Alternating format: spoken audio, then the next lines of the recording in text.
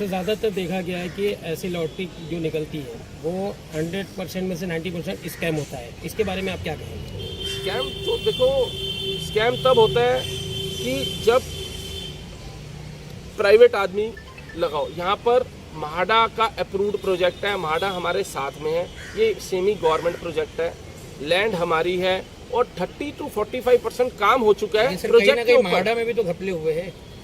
देखिए अब म्हाडा को लेकर भी इसी शहर की हम बात करेंगे, मुमरा की। म्हाडा में लोगों को डुप्लीकेट कीज भी बना के दे दी गई जो कंप्यूटराइज्ड कीज होती है। तो अभी कैसे भरोसा आप दिलाएंगे? अब आप इसके लिए तो ये हो गया कि जो लोगों ने घपला किया, हम सही लोगों के लिए जगह ही नहीं रही, इसका मतलब अधिकारी तक शामिल थे उसमें। कहना चाहोगे इसके बारे में? अब जैसे स्कैम को लेकर उन्होंने कहा। देखिए आपकी बात जेन्युइन है। हमारे यहाँ पर जो प्रोजेक्ट चल रहा है रॉ लैंड नहीं है, आपको हम वीडियो दिखाएंगे तो वो चीज़ आपके दिमाग से दूर हो जाएगी स्कैम की, क्योंकि स्कैम तो वहाँ होता है जहाँ पर प्रोजेक्ट में कुछ बना ही ना हो।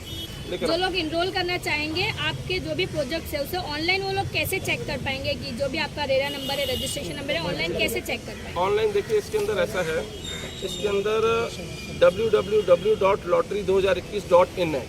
आप इस लॉटरी में जाएंगे तो आपको पूरे प्रोजेक्ट के हाइलाइट्स नज़र आएंगे, रेरा नंबर नज़र आएगा, पूरी प्रोजेक्ट की आपको डिटेल नज़र आएगी। रेरा अप्रूव्ड है और बहुत ही सस्ता दाम पे आप लोगों को घर मिलने जा रहा है।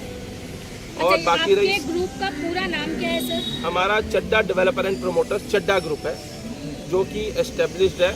और हमारे प्रोजेक्ट में सबसे बड़ी बात है कि हम आपको दोबारा से मैं रिपीट करना चाहूँगा कि जितने भी बैंक्स हैं, नेशनलाइज्ड हो या सेमी NBFC, सारे प्रोजेक्ट से ये सारे बैंक से ये हमारा प्रोजेक्ट अप्रूव्ड है।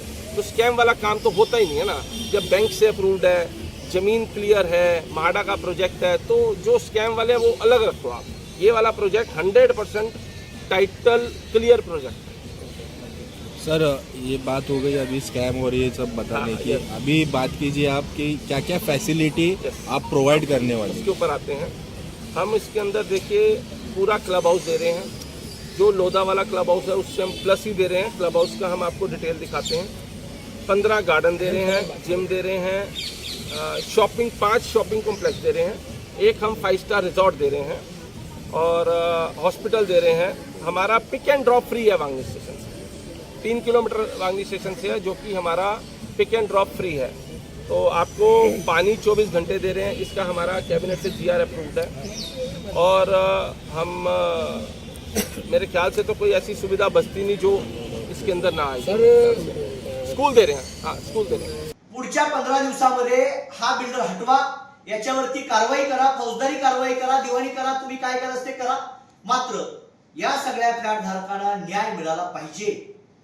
जर यांना 15 दिवसात न्याय मिळाला नाही तर हे सगळेच एकत्रितपणे आझाद मैदानात हजारोंच्या संख्येनं मुलाबाळांसह उपस्थित राहतील आणि या आंदोलन करण्यामुळे अनेक लोकांच्या घराचं नुकसान होणार आहे।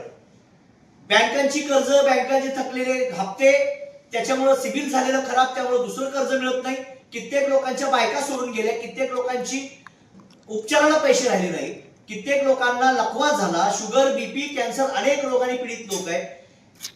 पीडित असणारे लोक त्या प्रकल्प कुठे आहेत ते सुद्धा बघायला जाऊ शकत नाही, अशी भयावह परिस्थिती आहे। या सगळ्या परिस्थितीकडे आदरणीय मुख्यमंत्री फडणवीस साहेब, आदरणीय दोन्ही उपमुख्यमंत्री आणि गृहनिर्माण मंत्री एकनाथ शिंदे साहेबांनी लक्ष द्यावं ही सगळ्यांच्या वतीनं तळमळीची विनंती आहे। चड्डा रेसिडेन्सी वांगणी म्हाडा गृह प्रकल्प पीडित संघर्ष समिती झालेली आहे। या संघर्ष समितीला कॅप्शन मध्ये आणि बाकी आपल्या या टॅम्पलेट वरती आम्ही नंबर दिलाय, त्या नंबर वरती सर्वांनी आपले अर्ज, साधा ऍग्रीमेंट आणि साधं मेसेज पाठवावे आणि त्याच्यावरती आपल्या पावत्या पाठवाव्या। त्या पावत्या जोडून आता येत्या पावसाळी अधिवेशनामध्ये हा मुद्दा मांडण्यासाठी गृहनिर्माण मंत्री एकनाथ शिंदे साहेबांकडे शिष्टमंडळ घेऊन पुढच्या आठवड्यात आपल्याला जायचंय।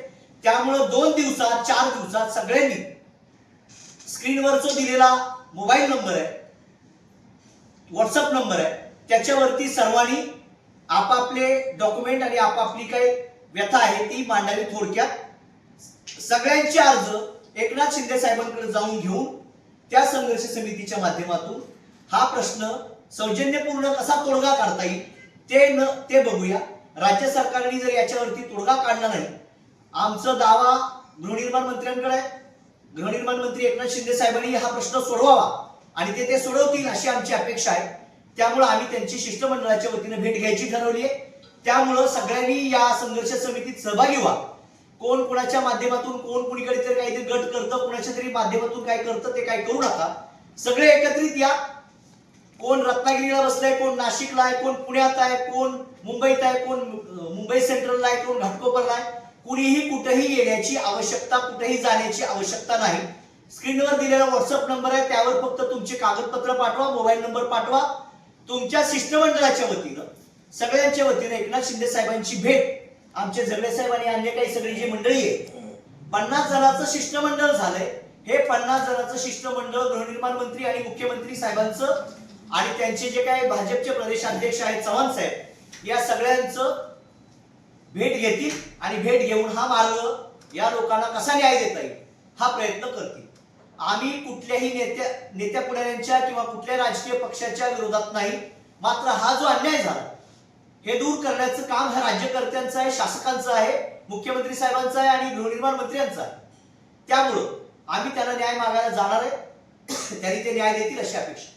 वांगणी चड्डा रेसिडेन्सी गृहनिर्माण प्रकल्पातील पीडित फ्लॅट खरेदीदार संघर्ष समितीमध्ये सामील होण्यासाठी पुढील नंबरवर संपर्क करा.